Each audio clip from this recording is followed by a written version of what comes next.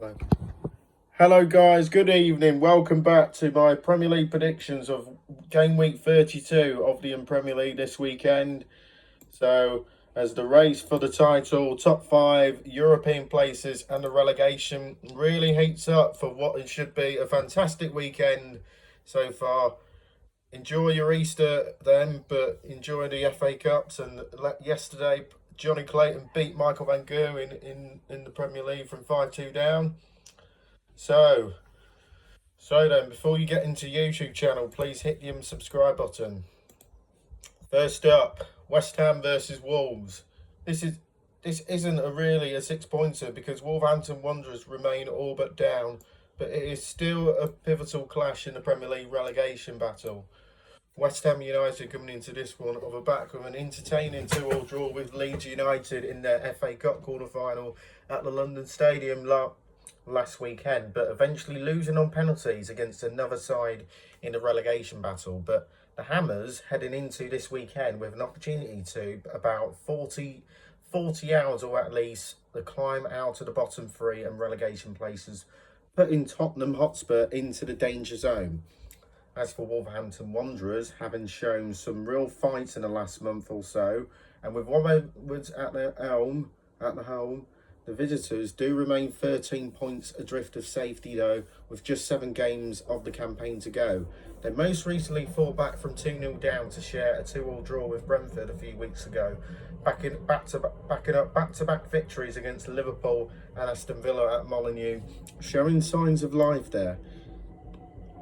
Right, Wolves needs a miraculous escape of the likes that have never and probably will ever happen, but they are becoming difficult to play against, but earning some pride back though. And West Ham have performed well in 2026 but have dipped in recent outings, but with their woeful performance and the 2-0 loss to Aston Villa before the international break, the Irons remain slight favourites with the home advantage, but Wolves are expected to make it awkward for the desperate East Londoners. So West Ham's got to win that. If they beat Wolves, then the pressure moves to Tottenham Hotspur against Sunderland.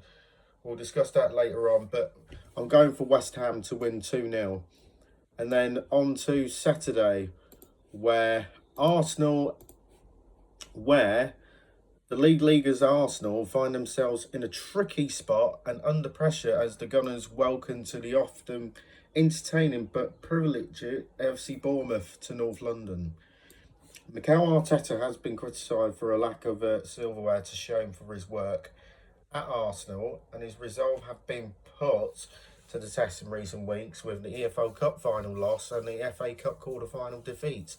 They did recover from that loss to the Championship side Southampton in the Cup by edging past Sporting, the CP, with a late Kai Havertz goal in the first leg of the UEFA Champions League quarter-final in Lisbon in midweek. As for Andola Alero, still very highly rated coach, but is presiding over an FC Bournemouth side that remain in contention for European spots, but could do with putting together a consistent run of victories at this stage of the season. The Cherries fought back, were frustrated by a 2-2 draw with Manchester United last time out, and that was their 5th successive share of spoils as they have drawn 8 of their last 11 games inside 90 minutes. Bournemouth have been frustrated with 3 goalless draws in 4 matches before that clash with United, but they all fancy themselves to eventually turn their attacking fluency around though. Arsenal are not known for that, but more minted percentage-based approach, but which is coming under pressure in the bigger games. And Bournemouth are still underdogs, but they're all fancying themselves at least bloody nose of still seeming champions elite at the Emirates Stadium.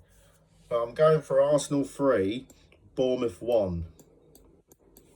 Right. Next up, Brentford. Brentford and Everton both begin in this match day in a hunt for the UEFA Champions League qualification. And this is a huge game for two sides in West London on Saturday. Brentford, after Tottenham's The team in a busy summer were expected by many struggle, but instead the Bees sit truck inside the top seven but just 3 points behind for fifth place Liverpool, with fifth enough for Europe's elite competition next season. They were frustrated by three successive draws before the March international break, but the most recent of which being a goalless stalemate relegation threatened Leeds United at Allen Road. And Everton begin the week sitting just behind Brentford on goal difference, but having headed into the break in fine form with a chance of taking European football to the Hill Dixon Stadium for next season. That should be amazing, shouldn't it, if they qualify for Europe?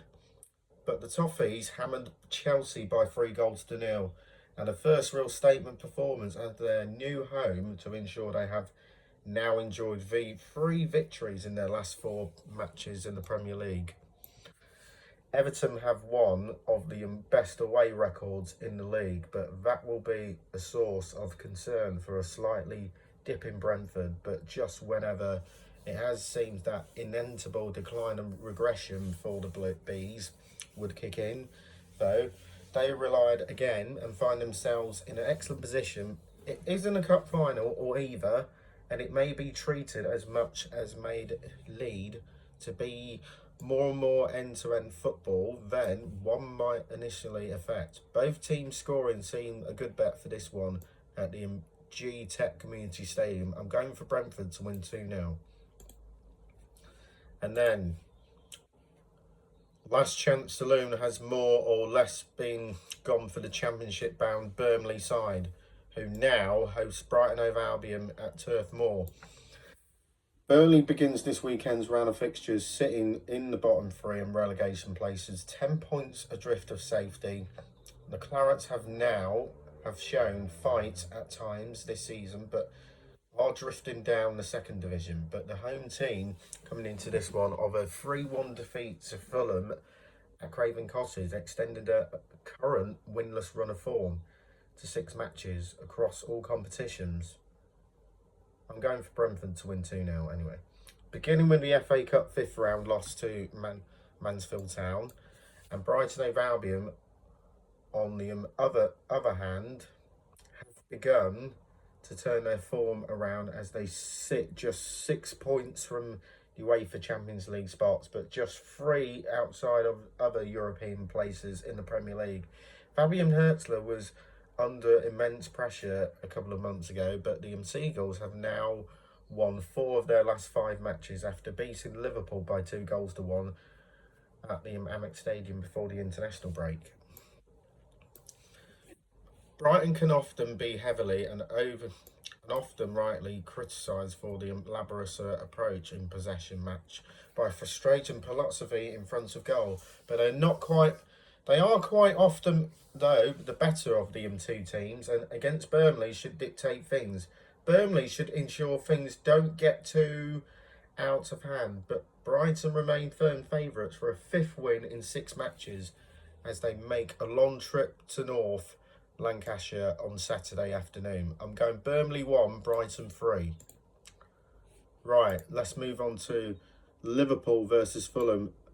Arne Slot is under immense pressure at the moment, with Liverpool now welcoming European chasing Fulham side to Anfield on Saturday evening. Liverpool coming into this one on the back of a comfortable 2-0 defeat to PSG in the first leg of the UEFA Champions League quarter-final at the Paris des Princes in midweek, due to goals from Desire Due and Cavalage. I can't pronounce it, but the Reds returned from the international break with a 4-0 humiliation at the hands of Manchester City in the quarterfinals of the FA Cup last weekend, meaning that they have won just 2 of their last 8 matches across all competition. A poor return, and as a Liverpool fan, Arne Slot is under pressure for his future. And Fulham begin the match day sitting just a couple of points outside the top 8 and European spots in the Premier League. They could go 2 points behind currently 5th place Liverpool, occupying the final of a UEFA Champions League spot, but the Cottagers most recently managed to come from behind to comfortably defeat Burnley by 3-1 at Craven Cottage, courtesy of strikers from Joshua King, Harry Wilson and Rai Jimenez. So there is an expectation that Arne Slot, despite winning the league in his debut season last year before a tragic summer as well as a remarkably busy transfer window, will depart Anfield this summer. Liverpool will need to ensure they finish with a flourish, but they are lacking any fluency in attack, much cohesion at the back. But it may actually be a worthwhile, but the invaluable bet for the Londoners for this one on Merseyside. So for me, I'm just very nervous in that one. Liverpool side are back against the wall, and what I heard of yesterday is Andy Robertson is leaving Liverpool Football Club. He's had 9 years in Liverpool as well.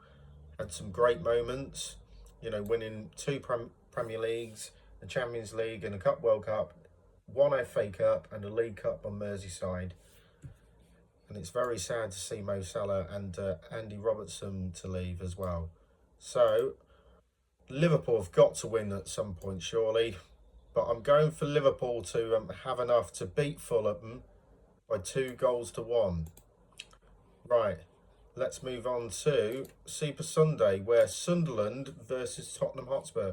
This is a huge event at the Stadium of Light as Roberto De Zerbi's Tottenham Hotspur Regan begins away at Sunderland on Sunday afternoon. So Sunderland coming into this one off the back of a brilliant victory in their most recent outing before March international break, as the Black Cats completed the double against arch rivals Newcastle United a few weeks ago, and a late winner scored by the Netherlands international striker Brian Brody has provided a bit of positivity back on Wearside after a dip in form in recent months, with a bit of pressure having grown. They now face a Tottenham side that have spent the last few weeks in yet another crisis, with Igor Tudor replaced by the former Brighton & Hove Albion boss De Zerbi. Not necessarily someone known for his instant impact at clubs, but an instant impact is what required with all the North Londoners too, as Spurs head into this one of a possibility of being knocked into the relegation zone if West Ham defeated Wolverhampton Wanderers tonight, not on penalties, but this is the Premier League. So Tottenham have been generally woeful for a while now. The mood at the club appears to be something massively contributing to the situation, and decisive. The appointment of De Zerbi is not necessarily one that will provide unity, and Spurs will head into Sunderland with ideological at the and things can't get much worse, but it would surely take time for them to become immediately fluent. But given that solitary the approach of Sunderland, a low scoring debut for the Italian would appear a decent bet. So I'm going for Sunderland to win 2-1 at the Stadium of Light. Let's move on to Nottingham Forest versus Aston Villa. But these two sides both enjoy positive results in Europe in midweek, as Nottingham Forest and Aston Villa resume domestic action at the City Ground in the first leg of the Europa League quarter-final against Portuguese league leaders FC Porto. A Martin Fernandes own goal gave Nottingham Forest a more respectable 1-1 draw to bring back to Nottingham. That was away at Portugal, but the home team went into March international break on the back of an excellent performance about a month ago, as they hammered fellow strugglers Tottenham Hotspur 3-0 at the Tottenham Hotspur Stadium. And as for Aston Villa on the other hand have got themselves a UEFA Europa League victory, as the Villains defeated Bologna by 3-1 with a brace from Ollie Watkins as well as Ezri Konsa strike. But Unai Emery's Villas have had a positive news that the top 5 in the Premier League will be enough for UEFA Champions League qualification, but they begin the weekend's round of fixtures with just 6-point lead over 6th place Chelsea. Nottingham Forest begin this weekend sitting 3 points outside the bottom three, but that gap can be zero if West Ham United can beat Wolverhampton Wanderers on Friday night. With their last two outings would suggest some form found, but same can be said for Villa too. After a comfortable win against West Ham a few weeks ago, and with signing the visitors may well be a good bet for this one, as they are a tough side to beat. But I can't call this one, and I'm going for a bit of a Desmond 2-2 draw. Right, let's move on to Crystal Palace against Newcastle. Crystal Palace has discovered some excellent form of late as they now take on a frustrated Newcastle United side at Selhurst Park on Sunday afternoon. Crystal Palace coming into this one of a back of a 3-0 hammering of Fiorentina in the first leg of the UEFA Europa Conference League last night, courtesy of goals scored by Tarek Mitchell, Moise Sarr and Jean-Philippe Marteta. But the Seagulls, coached by Oliver Glasner, who is set to depart the club this summer, and have now scrambled just 2 defeats in their last 12 matches across all competitions, having finally come through a woeful run in the middle part of the year. And Newcastle United coming into March international break with a woeful mood as they were beaten by the second time this season by arch rival Sunderland, with Brighton Brody scoring the last gas winner at St James's Park.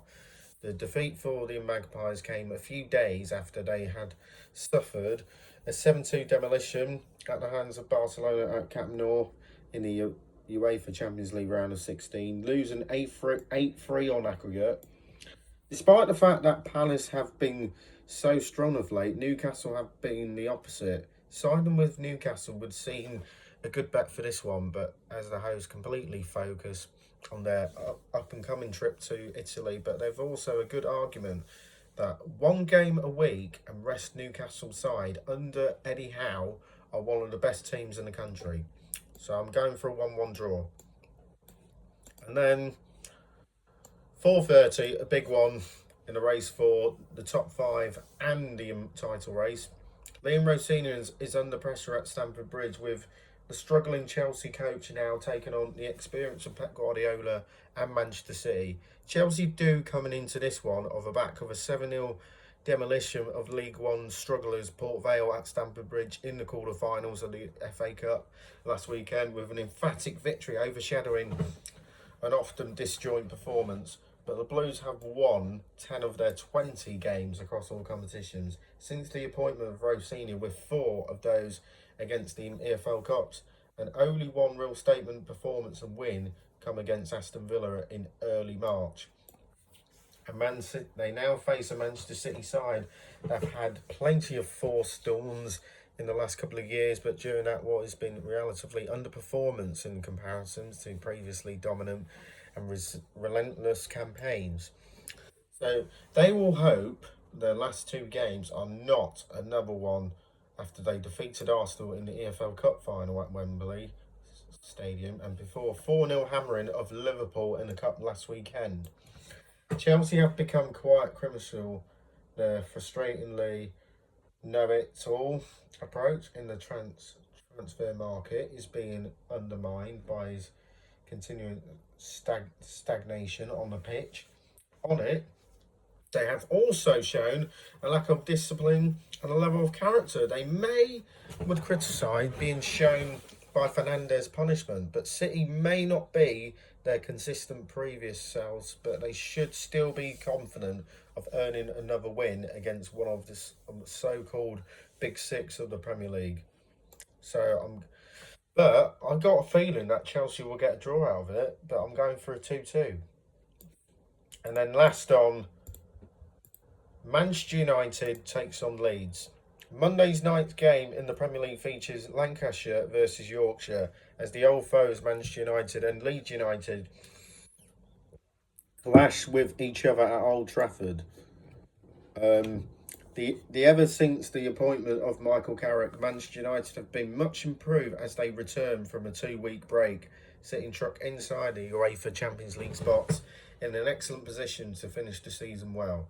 The Red Devils did most recently share a frustrating 2-2 draw with FC Bournemouth at Vitality Stadium in a game which they did lead twice, but ended up tripping up with Harry Maguire having been sent off in the 78th minute.